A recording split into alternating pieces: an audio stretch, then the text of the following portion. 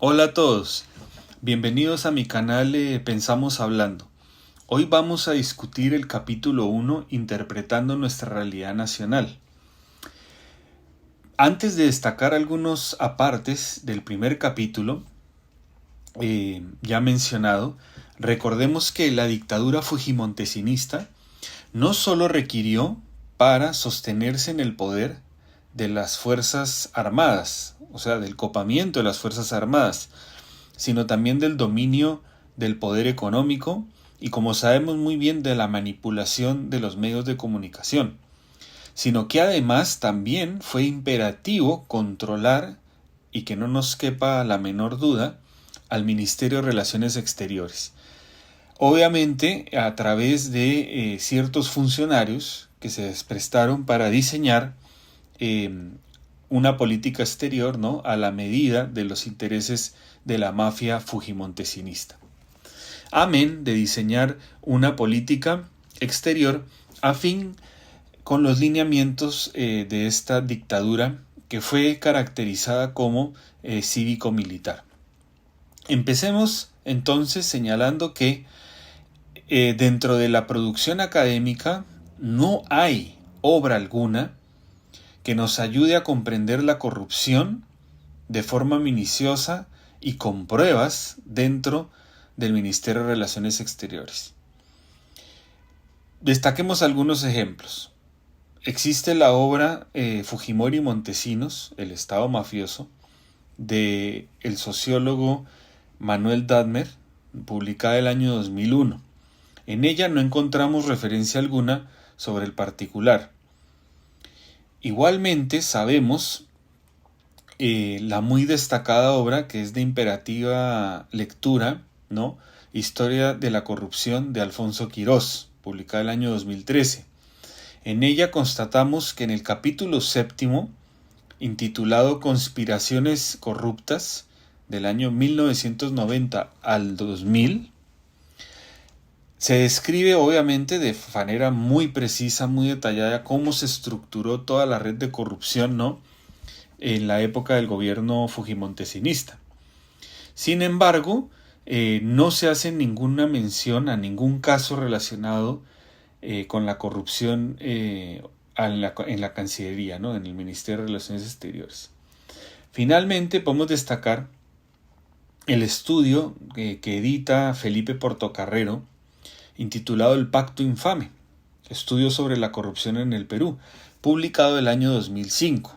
Si bien es cierto, esta es una obra que compila los aportes de otros autores desde la historia, ¿no?, desde la economía, desde la sociología y también desde la ciencia política, todas perspectivas válidas para entender la corrupción, no hay ninguna mención al campo de la política exterior, relaciones internacionales, esto es al ministerio en sí, ¿no? Con ello quiero destacar la importancia del testimonio de vida del autor, en este caso de Eduardo Carlos Carrillo Hernández, porque la obra Torre Tagle y la diplomacia fujimontesinista, ¿no?, como dijimos en otro momento en nuestro canal, es una denuncia abierta sobre un caso de malversación de fondos, en este caso de los fondos propios, que se tenían destinados para la adquisición de un local para conservar en buen estado los documentos históricos que señalan los límites fronterizos con los países que comparten obviamente límites con el Perú, ¿no?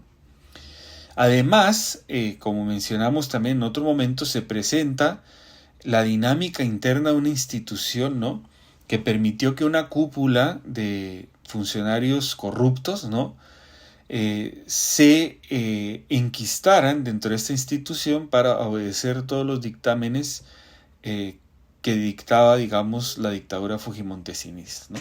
Citemos unas palabras del autor en este primer capítulo. Estoy convencido que los hechos vividos por el autor en el Ministerio de Relaciones Exteriores durante varias décadas podrán resultar de ayuda para poder comprender cómo una cúpula corrupta integrada por un número reducido de funcionarios diplomáticos, descalificados moral y profesionalmente, pudo imponer su voluntad sobre la mayoría de sus colegas. Sin lugar a dudas, muchas veces por el chantaje, y miren esta parte, de las calificaciones que definirían las promociones anuales o por los nombramientos a embajadas, consulados o representaciones permanentes del Perú, o las diferentes designaciones en comisiones al extranjero, o simple y llanamente para evitar maltratos morales y psicológicos, además de familiares. Cierro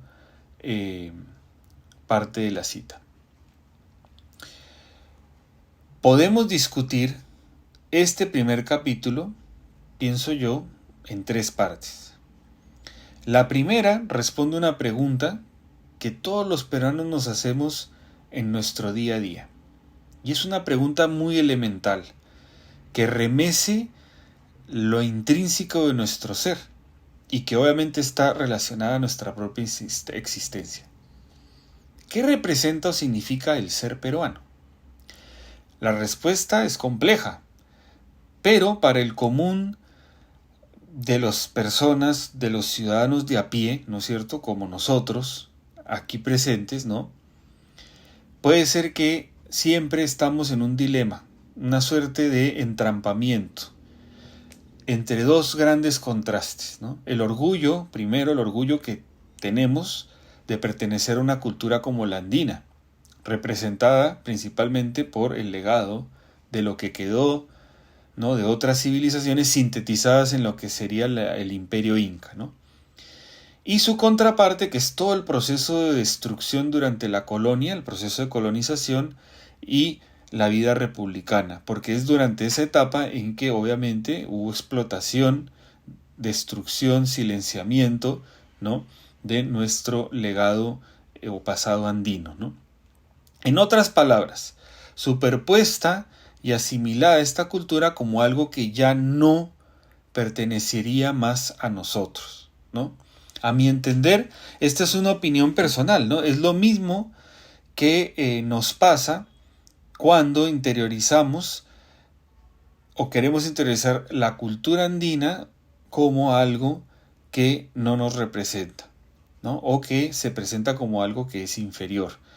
Y ponemos lo superior, ¿no?, todo ese legado español, todo ese legado occidental, en este caso toda esa herencia colonial que tenemos, ¿no?, que hace también parte de nosotros. En la segunda parte el autor presenta una descripción de todos los males que corren a nuestra sociedad. Basta salir a las calles, ¿no?, y constatar que nuestra vida cotidiana está permeada de un conjunto de problemas que son muy difíciles, parecería, de resolver, ¿no? ¿Qué problemas destacamos, no?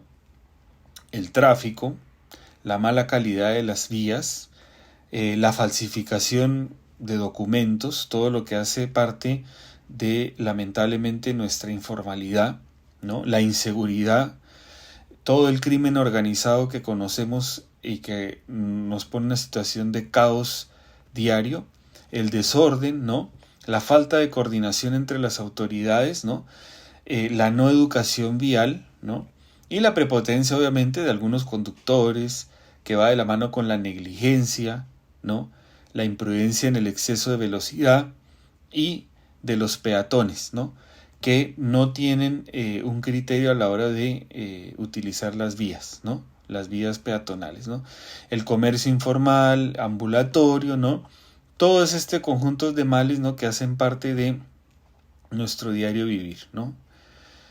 En ese sentido, ¿no?, sumado a ello y con sabor a tragedia nacional, para el autor, la columna central de todo esto es ese problema que aqueja al Perú, que es la corrupción, ¿no? Y se requiere para esto, según el autor, no solo de una voluntad política, sino de un amor por el Perú para poder cambiarlo.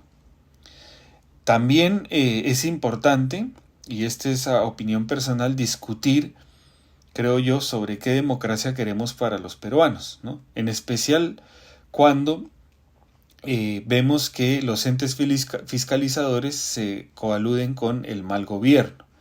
En ese sentido, imaginemos una democracia donde el pueblo sea el depositario legítimo del poder y no solo la institución o la representación o la identidad política, ¿no? Creo que la base de una democracia real es donde el pueblo es el legítimo soberano, porque tendría más capacidad de exigir y controlar ese poder político. Finalmente, en una tercera parte, el autor intenta dar una explicación a todos esos males que acabamos de describir y acude al clásico ejemplo, ¿no? Es una explicación muy simple, pero la escuchamos en nuestra vida cotidiana, ¿no? Que el Perú es un mendigo sentado en un banquillo de oro, o la famosa tesis del perro del hortelano, ¿no? Ambas son muy discutidas, ¿no? En varios espacios sociales, ¿no? Y en nuestra vida diaria. Con mucha facilidad intentamos dar respuestas a esos problemas bajo estas dos explicaciones, ¿no? Ambas parten, ¿no? De la hipótesis de que existe la imagen del criollo, ¿no? El vivo, el que vive de los otros, ¿no? Y que no participa en la construcción de un colectivo social. Hay que poner en contexto esto personalmente porque ese sujeto que está desarraigado en nuestra opinión a la idea de un proyecto de nación y que se alimenta de las incongruencias que el neoliberalismo siembra sobre nuestras subjetividades, ¿no? Es un sujeto, ¿no? Que anda perdido dentro de la idea, pues, de enrumbarnos hacia un futuro, digamos, mejor, ¿no? Estamos hablando de ese individuo que saca obviamente la ventaja de otros, ¿no? En el momento que pueda, ¿no? Y donde cualquier situación lo lleva a poder maximizar su propio beneficio o esos propios privilegios, ¿no? Entonces pareciese que la ineficiencia y la incapacidad se instalan en nuestra manera de pensar y proceder. Por lo demás, el autor rechaza ambas explicaciones, él es claro en eso, la del perro del hortelano y la de que el Perú es un mendigo sentado en un banquillo de oro, ¿no? Porque él cree que hay que acudir a la reserva moral y hay que estar alerta y dispuesta al cambio, esa reserva moral, ¿no? Al final, para el autor, solo la educación en los valores cívicos y morales y el llamado a una acción directa para exigir responsabilidad a nuestros gobernantes, ¿no? Y como él lo dice textualmente, en la capacidad de construir un nuevo Perú sobre la base de la verdad, la honestidad y la erradicación de la impunidad, es lo único que nos podría enrumbar hacia un futuro mejor como país, ¿no? Pareciese en esto que el autor está apelando al llamado de esa reserva moral de la cual hablaba González Prada, ¿no? Que nos permitiría liberarnos, ¿no? De las cadenas de la corrupción, ¿no? Que por lo demás sabemos se ha instalado por toda la vida social. Entonces yo pregunto en general, ¿no? ¿Dónde crees tú que esté esa reserva moral? ¿Qué proyecto histórico estaríamos designados a seguir?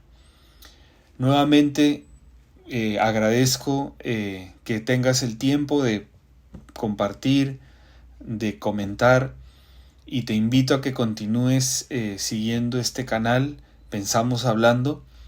La idea es poder sustraer algunos capítulos, hacer pedagogía conjuntamente y nos vemos en otro momento. Gracias.